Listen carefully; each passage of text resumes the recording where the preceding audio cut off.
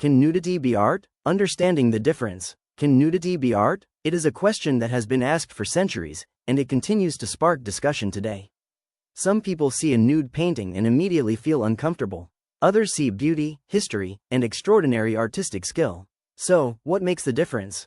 The answer lies not in the presence or absence of clothing, but in the artist's purpose, the context of the work, and the message it seeks to communicate. The human body has inspired artists since the earliest civilizations. Ancient Greek sculptors viewed the nude as a symbol of harmony, balance, strength, and the ideal human form. Their sculptures were not created to provoke. They were created to celebrate human potential and the beauty of nature. During the Renaissance, artists such as Leonardo da Vinci, Michelangelo, and Raphael devoted years to studying anatomy.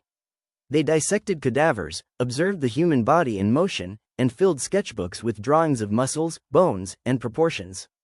Their goal was to understand how the body truly worked so they could portray it with honesty and precision. For these artists, the nude was one of the greatest challenges in painting and sculpture. Every muscle, every gesture, every change of light across the skin required careful observation and remarkable technical skill. Many of the world's most celebrated masterpieces feature the nude human figure. Botticelli's The Birth of Venus, Michelangelo's David, Titian's Venus of Urbino, Peter Paul Rubens' mythological paintings, and countless other works are displayed in museums because they represent milestones in artistic achievement. These masterpieces are admired for their composition, use of light, color, anatomy, symbolism, and storytelling. Nudity is only one element of the work, not its defining purpose. Context is what transforms our understanding. Imagine standing in front of a painting inside a museum. The artwork is accompanied by information about its history, the artist, the culture in which it was created, and the ideas it represents. You begin to appreciate not only what you are looking at, but why it was created. Now imagine removing that same image from its artistic setting and presenting it only to attract attention or provoke a reaction. The visual appearance may be similar, but the intention has changed. This is why artists, historians, and museums place so much importance on context. Art invites us to think, to feel, and to ask questions. It communicates ideas about love, beauty, mythology, faith, identity, vulnerability, heroism, and the shared experience of being human. Its purpose reaches beyond appearance. That does not mean every image containing nudity is automatically a work of art. Artistic value depends on creativity, craftsmanship, originality, emotional depth, and the ideas being expressed.